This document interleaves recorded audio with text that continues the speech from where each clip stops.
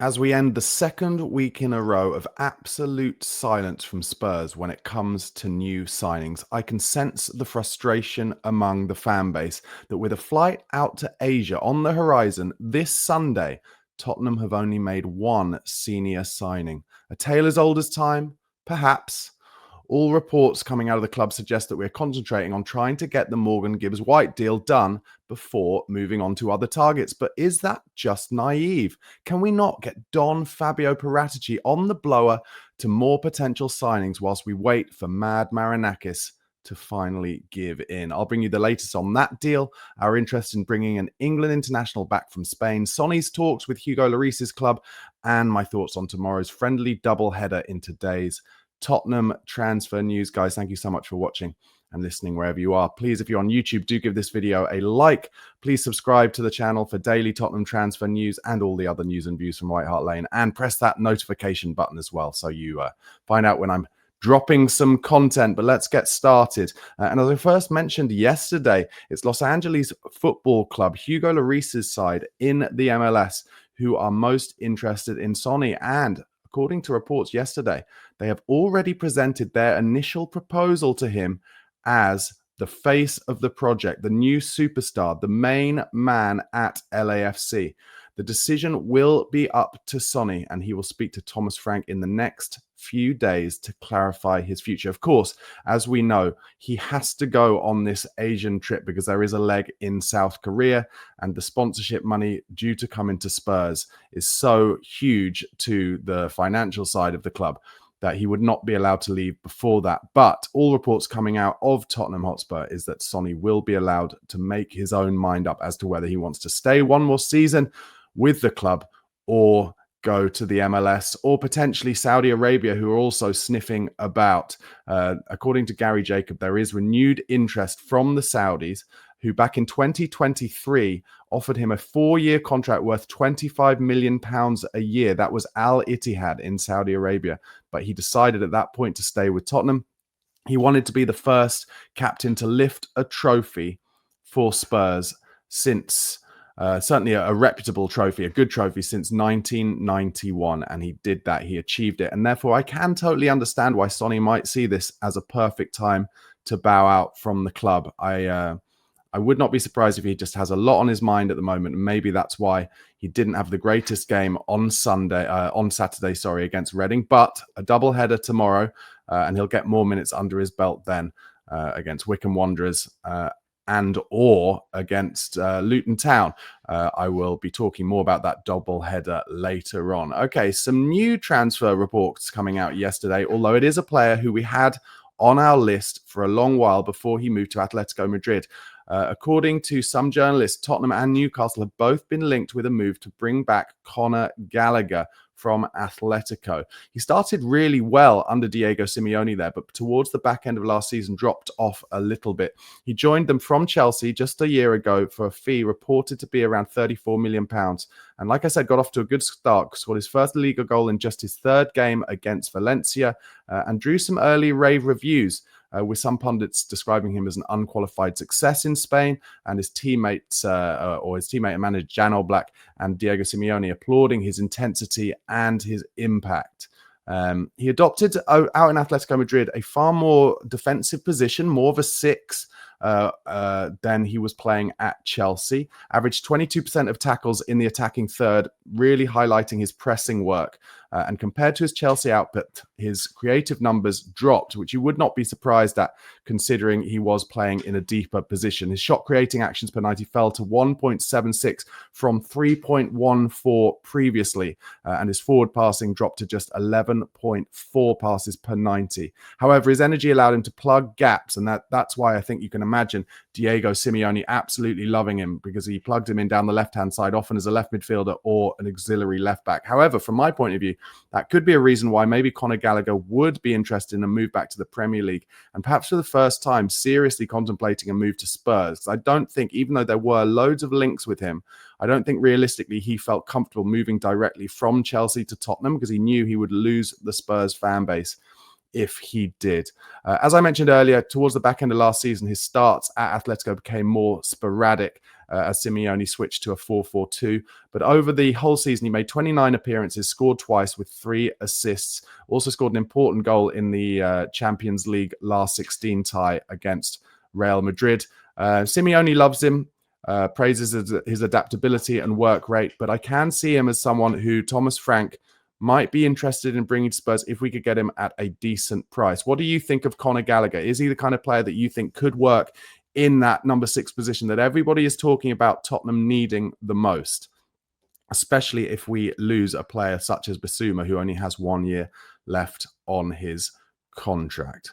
Okay, just the latest on the Gibbs-White deal. All reports yesterday that basically Spurs remain focused on finalising that deal before moving on to other targets. Forest are attempting to still combat that move, but the North London club, according to these reports, and Forest club captain have both made their position clear. They want the deal to happen, and Tottenham are expecting that with patience, it will. There is a bit of a change in Tottenham fans. I see it in my comments. A lot of them saying, you've got to move on now from this. It's taken too long. Move on to other targets. I can understand why you feel that way, but he is such an excellent player. He's at a great age, kind of 25 years old, a lot of Premier League experience. If we can get it over the line, I think he would really suit that 10 role in Thomas Frank's system to a T. So I totally understand why Levy and Vinay are being patient at the moment. But what I would love to hear is just a little bit more communication somehow over what is actually happening. Because if Tottenham genuinely feel strongly that they have triggered that release clause and there is nothing legal in the small print to say they've done anything wrong, and those Forest fans who then jump on and say they tapped him up, we haven't tapped him up at all. That's just not true. If he or his agent let clubs know that there was a £60 million release clause, that is not Tottenham tapping him up. That is just the reality of it. And if Tottenham feel they've done nothing wrong and there's no evidence to suggest they've done nothing wrong, then I think being patient and waiting for this to play out is the right thing. However, if we end up having waited 2 weeks now, if we end up waiting a month and we still don't get this over the line, I think that would be very, very damaging for Daniel Levy's already not exactly excellent reputation under the Spurs fan base. And I also think this is an important one for Vinay Venkatesham. He's taken over as CEO. He started to make some good inroads with changing communication between the fans and the club, and just making some little gestures like the scarves away at the semi-final of the Europa League that people are appreciating. But now, in terms of his job at bringing players in, this is a big one for him and Johan Langer as well. So let's see what happens. Just some news that Millwall are apparently interested in bringing Tottenham's Alfie Devine on a permanent deal this summer. They did, of course, get Japhet Tanganga, and he had a great season last year, so you could see why that would happen. I really like Alfie Devine. I think he'll get more minutes over this doubleheader in the next day, the doubleheader, tomorrow against Wickham and Luton. He had a lot of space in that game against Reading, but didn't quite do much with it. So I'll be interested to see how he does tomorrow. But I think if Millwall were willing to pay, I don't know, they are a championship club, maybe £4 or £5 million, and that is a move I could see happening. But I'd be willing to let him go out on loan in the first place to a championship club and see how he does then. James Maddison apparently stepped up his recovery this week as he returned to full training during the halfway stage of pre-season at Hotspur Way. That's really good news. And just some quotes from Matthias Tell, who we will hopefully see get his first minutes of pre-season tomorrow. He was asked why he chose to stay at Tottenham. He said, "I can say that the project was great for me. I appreciated my time here, my teammates, fans, everything was very good. And that's why I wanted to stay and just try to help my team and my club have more success." I love the way that Tell is talking about it being his club, his team. He definitely felt some kind of pride and allegiance with Tottenham last season. That's why he kept stepping in front of the fans, trying to protect Ange Postecoglou when things weren't going well. Very impressive for such a young boy. He was asked whether he spoke to Thomas Frank before making his decision to sign full-time for Spurs. He said, "No, but I watched some games of Brentford last season to get an idea of how they play." I'm going to talk a little bit more about this in a minute in terms of what I'm hoping to see in that double header of friendlies tomorrow. But one of those things is definitely Matthias Tell getting some minutes and seeing how he does under Thomas Frank. I think he's a real talent, and he has had 6 months playing in the Premier League already, which will be a great help going into a new season, having a full pre-season with the new manager as well. A bit of news before I go into that double header friendly tomorrow.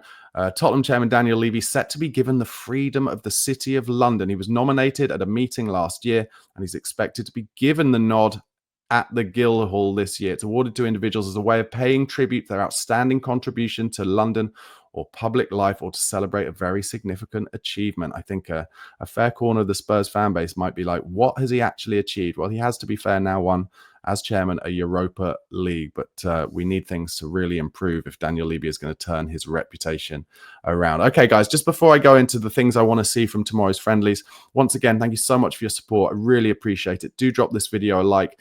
Do press subscribe and the notification button for my so you can see when I drop my daily Tottenham transfer content during this window. And please do become a member. It really helps me make this daily content for you. Just £1 a month. All the details of how are in the description box below. Okay, the first thing I wanted to talk about is getting an opportunity to see not only Matthias Tell, as I mentioned before, but Archie Gray for the first time this pre-season under Thomas Frank. Frank did want to buy Archie Gray when he was at Brentford. They put in a huge bid to get him from Leeds, but Tottenham gazumped them. And I think, although a lot of people in the Spurs fan base like, oh, Archie Gray didn't do brilliantly when he played in central midfield for Spurs last season, I think he was thrown in the deep end by Ange a bit towards the back end of the season. But Archie Gray got many, many more minutes last year than you would expect of an 18-year-old who's come in from the Championship, mostly playing at centre-half.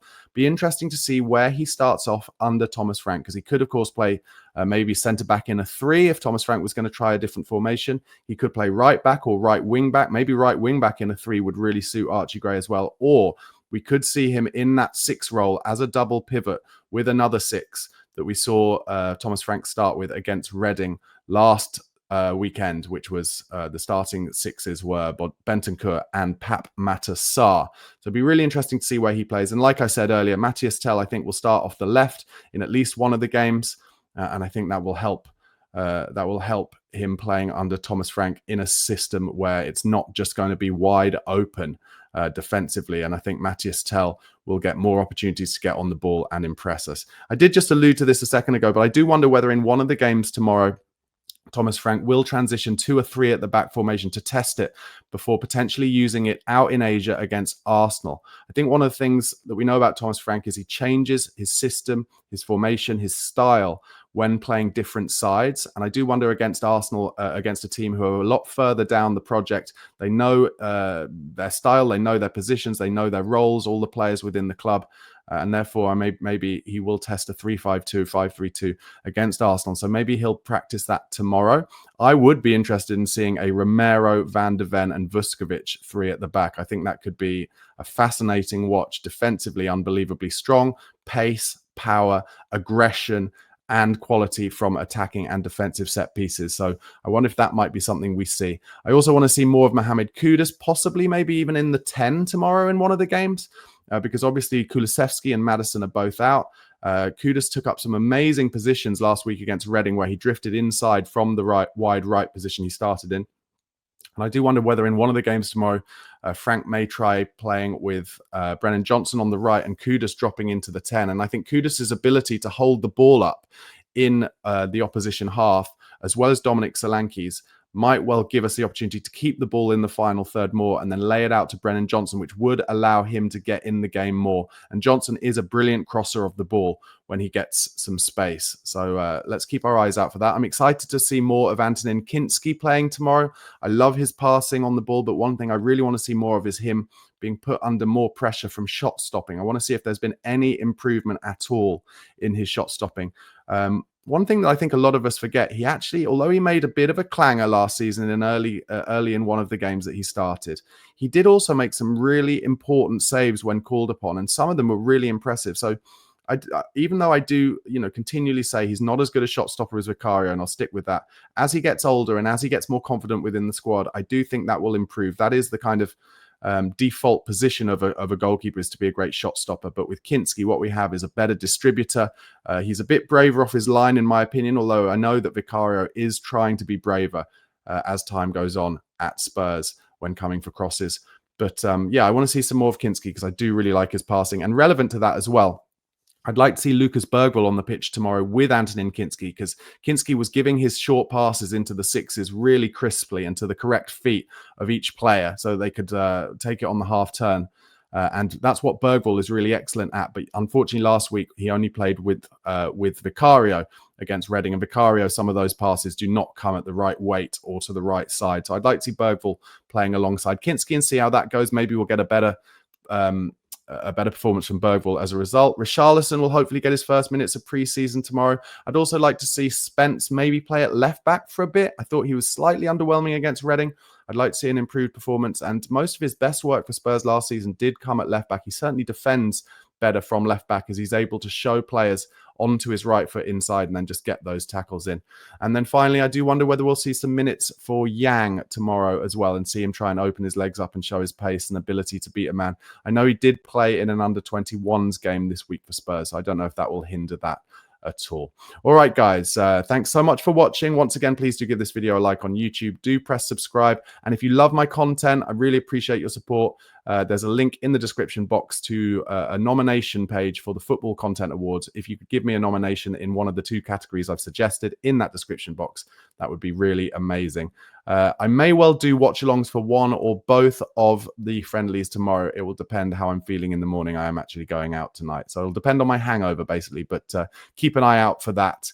And enjoy your Friday, guys. Come on, you Spurs.